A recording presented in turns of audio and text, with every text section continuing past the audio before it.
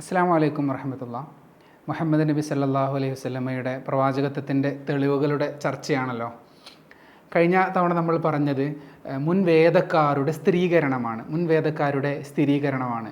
അവർക്ക് നബി സല്ലല്ലാഹു അലൈഹി വസല്ലമയെ കാണുമ്പോൾ മനസ്സിലായി, ഇത് വരാൻ പോകുന്ന പ്രവാചകനെക്കുറിച്ച് ഞങ്ങളുടെ വേദഗ്രന്ഥങ്ങളിലുള്ള സൂചനകളൊത്ത മനുഷ്യനാണ്, വ്യക്തിത്വമാണ് എന്ന്. പക്ഷെ പല കാരണങ്ങൾ കൊണ്ട് അവർ ആ സത്യത്തിനോട് പുറംതിരിഞ്ഞു നിന്നു, അവരിൽ ഭൂരിപക്ഷം ആളുകൾ എന്നത് മറ്റൊരു യാഥാർത്ഥ്യം.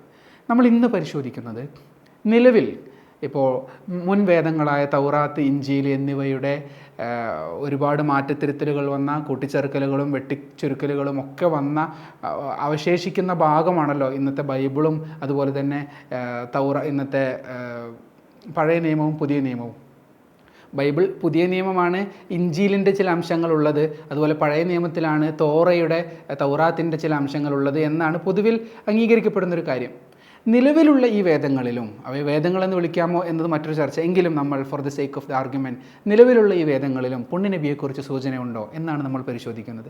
അതിൻ്റെ മുൻപ് എന്തിനാണ് മുൻകാല പ്രവാചകന്മാരെല്ലാം വരാൻ പോകുന്ന ഈ പ്രവാചകനെക്കുറിച്ചുള്ള സൂചനകൾ നൽകുന്നത്? മുഴുവൻ പ്രവാചകന്മാർക്കും പൊതുവിലുള്ള ദൗത്യങ്ങൾ ഏകദേശം ഒരുപോലെ തന്നെയാണ്. അള്ളാഹുവിനെക്കുറിച്ച് പറയണം, അന്ത്യനാളിനെക്കുറിച്ച് പറയണം. എന്നാൽ മുഹമ്മദ് നബി സല്ലല്ലാഹു അലൈഹി വസല്ലമയ്ക്കും ഇതേ ദൗത്യങ്ങൾ തന്നെയാണ്. എന്നാൽ മുഹമ്മദ് നബി സല്ലല്ലാഹു അലൈഹി വസല്ലമയ്ക്ക് ഇല്ലാത്ത ഒരു ദൗത്യം മറ്റെല്ലാ പ്രവാചകന്മാർക്കും ഉണ്ടായിരുന്നു. അത് ഇങ്ങനെ ഒരു നബി വരാൻ പോകുന്നുണ്ട് എന്ന് അറിയിക്കലായിരുന്നു.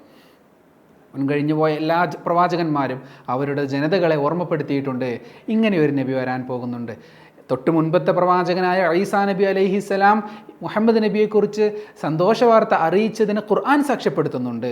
മുബശ്ശിറൻ ബി റസൂലിൻ യഅതി മിൻ ബഅദി ഇസ്മുഹു അഹ്മദ് എന്നു പേരുള്ള ഒരു പ്രവാചകൻ എനിക്ക് ശേഷം വരാൻ പോകുന്നുണ്ട് എന്ന് സുവിശേഷം അറിയിക്കലാണ് എൻ്റെ നിയോഗ ലക്ഷ്യം എന്ന് ഈസാ നബി പറഞ്ഞതായി ഖുർആൻ രേഖപ്പെടുത്തുന്നുണ്ട്, ഖുർആൻ ഓർമ്മപ്പെടുത്തുന്നുണ്ട്. അപ്പോൾ എന്തുകൊണ്ടാണ് ഈ വരാൻ പോകുന്ന പ്രവാചകനെക്കുറിച്ച് മുൻകാല പ്രവാചകരെല്ലാം പറയുന്നത് എന്ന് ചോദിച്ചാൽ, മുൻകാല പ്രവാചകരുടെ സന്ദേശമനുസരിച്ച് ജീവിച്ച ആളുകൾ അവരുടെ ജീവിതകാലത്ത് മുഹമ്മദ് നബി സല്ലല്ലാഹു അലൈഹി വസല്ലമ അന്ത്യപ്രവാചകനായി നിയോഗിതനാകുമ്പോൾ അവർക്ക് ഒരിക്കലും മുഹമ്മദ് നബിയെ നിരാകരിക്കാനുള്ള ന്യായമുണ്ടാകരുത്.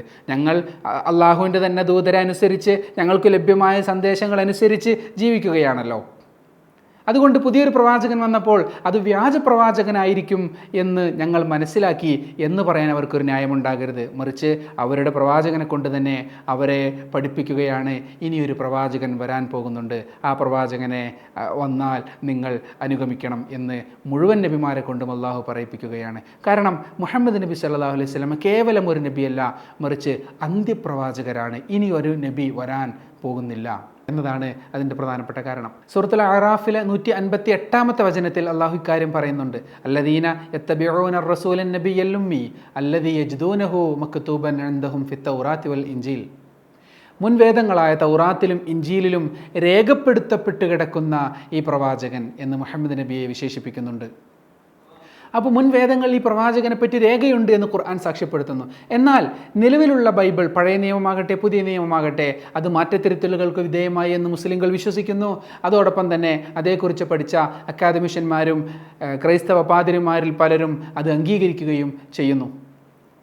ബൈബിളും തൗറാത്തും എടുത്ത് പരിശോധിച്ചു കഴിഞ്ഞാൽ അതിൽ ദൈവത്തിൽ നിന്ന് പ്രവാചകൻ അറിയിച്ചത് മാത്രമല്ല, മറിച്ച് ആ പ്രവാചകൻ്റെ അനുയായികൾ സാക്ഷ്യപ്പെടുത്തിയതും പിൽക്കാലക്കാർ കൂട്ടിച്ചേർത്തതും ഒക്കെ വിവിധ അധ്യായങ്ങളും വിവിധ പുസ്തകങ്ങളുമായി അതിലുണ്ട്.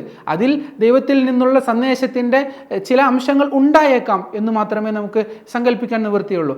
എന്നാലും നിലവിലുള്ള ബൈബിൾ, പഴയ നിയമത്തിലും പുതിയ നിയമത്തിലും മുഹമ്മദ് നബി സല്ലല്ലാഹു അലൈഹി വസല്ലമയെക്കുറിച്ച് സൂചനയുണ്ടോ എന്നാണ് നമ്മൾ പരിശോധിക്കുന്നത്. തീർച്ചയായും സൂചനയുണ്ട്.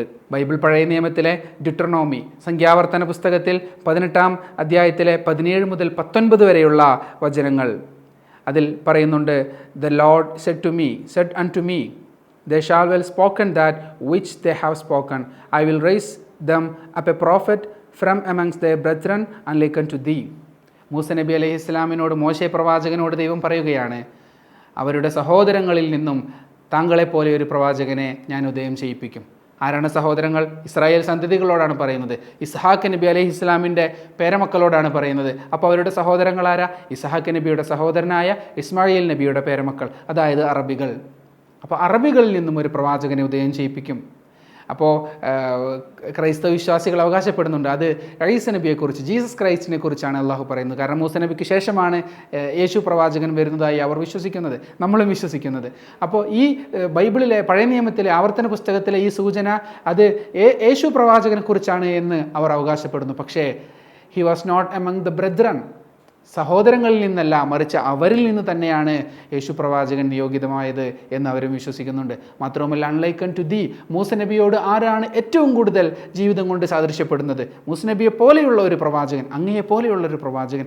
ഏതെടുത്ത് പരിശോധിച്ചാലും, വിവാഹമാകട്ടെ, പലായനമാകട്ടെ, ശത്രുക്കളുമായി ഏറ്റുമുട്ടിയതാകട്ടെ, ഏതെടുത്ത് പരിശോധിച്ച് നോക്കിയാലും മൂസ നബി അലൈഹി സ്വലാമിനോട് തുലനം ചെയ്യാവുന്ന ജീവിത അനുഭവങ്ങളുള്ളത് മുഹമ്മദ് നബി സല്ലല്ലാഹു അലൈഹി വസല്ലമയ്ക്കാണ്. അത് വീണ്ടും ഇങ്ങനെ തുടരുന്നു, will put my words in his mouth, നാം വേദഗ്രന്ഥം അവതരിപ്പിക്കും, അത് വിശുദ്ധ ഖുർആൻ ആണ് എന്ന് ഇത്തരത്തിലുള്ള നമ്മൾ അവകാശപ്പെടുകയല്ല, മറിച്ച് ഈ സൂചനകളെ പഠിച്ച പണ്ഡിതരൊക്കെ അത് അവകാശപ്പെടുന്നുണ്ട്, അത് ജനങ്ങൾ വിശ്വസിക്കുകയും ചെയ്യുന്നുണ്ട്. He shall speak unto them all that I shall command him, ഞാൻ അറിയിച്ചു കൊടുക്കുന്നതൊക്കെ അദ്ദേഹം ജനങ്ങൾക്ക് പഠിപ്പിച്ചു കൊടുക്കും. അതോടൊപ്പം ആവർത്തന പുസ്തകത്തിലെ 33-ാം അധ്യായത്തിലെ 2-ാം വചനം അതും നമുക്കിപ്രകാരം കാണാം, and he said the Lord came from Sinai, ദൈവം സീനായ് പർവ്വതത്തിൽ വന്നു. അതായത് മൂസ നബി അലൈഹി ഇസ്ലാമിന് വഹി ലഭിക്കുന്നത് സീനായ് പർവ്വതത്തിൽ നിന്നാണല്ലോ. And rose up from Seir unto them, he shined forth from Mount Paran. രണ്ടാമത് പറഞ്ഞത് ഈസ നബിയുമായി ബന്ധപ്പെട്ട ഒരു പർവ്വതത്തിൻ്റെ പേര്. മൂന്നാമത് പറയുന്നു പാറാൻ പർവ്വതത്തിൽ പിന്നീട് ഹി ഷൈൻ ഫോർത്ത്, പിന്നീട് അവിടെ നിന്ന് പ്രകാശിച്ചു. ഏതാണ് ഈ പാറാൻ പർവ്വതം എന്ന് പഠനം നടത്തിയ ആളുകൾ അത് മുഹമ്മദ് നബി സല്ലല്ലാഹു അലൈഹി വസല്ലമയ്ക്ക് വഹി ലഭിച്ച ജബലുൻ നൂർ എന്ന പ്രകാശ പർവ്വതമാണ് എന്ന് മനസ്സിലാക്കുന്നുണ്ട്. And he came with 10,000 saints, 10,000 വിശുദ്ധരുമായി ആ പ്രവാചകൻ കടന്നു വന്നു എന്ന് പറയുന്നത് മക്ക കീഴടക്കുന്ന രക്തരഹിതമായി, യുദ്ധരഹിതമായി മക്ക തിരിച്ചു പിടിക്കുന്ന, മക്ക വിജയത്തിൻ്റെ സമയത്ത് പ്രവാചകരുടെ കൂടെ 10,000 സഹാബാക്കളായിരുന്നു ഉണ്ടായിരുന്നത് എന്നതിലേക്കാണ് ഈ സൂചന വിരൽ ചൂണ്ടുന്നത് എന്ന് അവകാശപ്പെടുന്ന പണ്ഡിതരുണ്ട്. ഇത് ബൈബിൾ പഴയ നിയമത്തിൽ നിന്നുള്ള ചില സൂചനകൾ നിങ്ങൾക്ക് ഗൂഗിൾ ചെയ്ത് നോക്കിയാൽ അനേകം സൂചനകൾ കാണാൻ കഴിയും. അഹമ്മദ് ദീദാത്തിനെ പോലുള്ള, ജമാൽ ബദവിയെ പോലുള്ള പണ്ഡിതരുടെയും അക്കാദമിഷ്യന്മാരുടെയും പഠനങ്ങളിൽ നമുക്ക് ഇത് ധാരാളം കാണാൻ കഴിയും. എന്നാൽ ഈ പറയുന്നത് മുഹമ്മദ് നബിയെക്കുറിച്ചാണ് എന്ന് വിശ്വസിക്കൽ നമുക്ക് നിർബന്ധമൊന്നുമല്ല. കാരണം അവരുടെ വേദഗ്രന്ഥങ്ങൾ മാറ്റത്തിരുത്തലുകൾക്ക് വിധേയമായിട്ടുണ്ട് എന്ന് ഖുർആൻ തന്നെ പറയുന്നുണ്ട്. അങ്ങനെയാണെങ്കിൽ മുഹമ്മദ് നബിയെക്കുറിച്ചുള്ള വചനങ്ങളും മാറ്റത്തിരുത്തപ്പെട്ടേക്കാം. പക്ഷേ ഇത് ഒരു സത്യാന്വേഷി നിഷ്പക്ഷമായി വിലയിരുത്തുമ്പോൾ മുഹമ്മദ് നബിയെക്കുറിച്ച് തന്നെയാണ് എന്ന് ബോധ്യമാകുന്നിടത്താണ് നമ്മുടെ ഇത്തരം അവകാശവാദങ്ങൾക്ക് പ്രസക്തി കൂടുന്നത്. ഇത് പഴയ നിയമത്തിലെ സൂചനകളാണ്. ഇനിയും അനേകമുണ്ട്. നമ്മുടെ സമയക്കുറവ്, അതുപോലെ തന്നെ എല്ലാം പറയേണ്ടതില്ല, ചൂണ്ടുപലകകൾ മാത്രം മതി അന്വേഷികൾക്ക് കണ്ടെത്താൻ. അനേകം ഉറവിടങ്ങൾ ഓൺലൈനിൽ അവൈലബിൾ ആണ്. പുതിയ നിയമത്തിൽ പറഞ്ഞിട്ടുണ്ടോ? ബൈബിൾ പുതിയ നിയമം യോഹന്നാൻ സുവിശേഷത്തിലെ 16-ാം അധ്യായം 7-ാം വചനത്തിലും 14-ാം അധ്യായം 15 മുതൽ 17 വരെ വചനത്തിലും അതുപോലെ തന്നെ 14-ാം അധ്യായത്തിലെ 25-ാം വചനത്തിലും മുഹമ്മദ് നബി സല്ലല്ലാഹു അലൈഹി വസല്ലമയെക്കുറിച്ചുള്ള സൂചനകളുണ്ട് എന്നാണ് ഇതിൽ പഠനം നടത്തിയ ആളുകൾ അവകാശപ്പെടുന്നത്. അതിൽ ഒന്ന് നമുക്ക് നോക്കാം. 16 യോഹന്നാൻ സുവിശേഷത്തിലെ 16-ാം അധ്യായം 7-ാം വചനം, Nevertheless, I tell you the truth, it is expedient for you that I go away. For if I go not away, the Comforter will not come unto you. But if I depart, I will send him unto you. ഞാൻ പോകണം, ഞാൻ പോയാൽ മാത്രമേ കംഫർട്ടർക്ക് വരാൻ കഴിയൂ, നിങ്ങൾക്ക് സമാധാനം നൽകുന്ന ആൾക്ക് വരാൻ കഴിയൂ.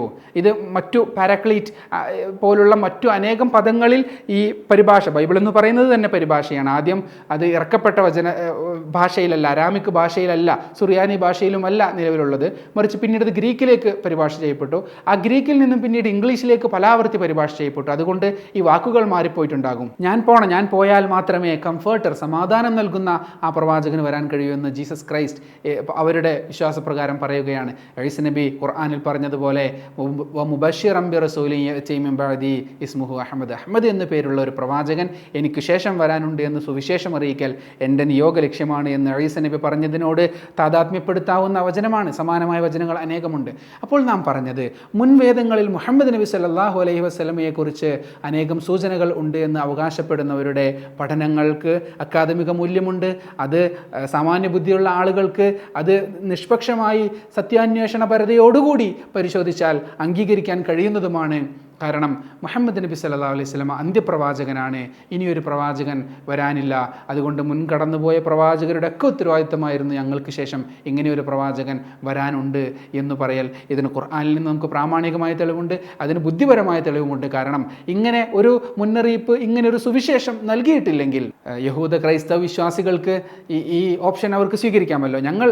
ഞങ്ങൾക്ക് ലഭ്യമായ ദൈവിക വചനമനുസരിച്ച് ജീവിച്ചു പോകുമ്പോൾ മുഹമ്മദ് എന്നു പേരുള്ള ഒരു അറബി പ്രവാചകത്വവാദവുമായി വന്നു, ഞങ്ങളത് വ്യാജപ്രവാചകനാണ് എന്ന് മനസ്സിലാക്കി, കാരണം ഞങ്ങളുടെ പ്രവാചകൻ അന്ത്യപ്രവാചകനാണ് എന്നാണ് ഞങ്ങളുടെ വിശ്വാസം എന്ന് അവർക്ക് പറയാമല്ലോ. പക്ഷെ അതിനുള്ള ഒരു ന്യായം, ഒരു ഹുജ്ജത്ത് അവർക്ക് അള്ളാഹു നൽകുന്നില്ല.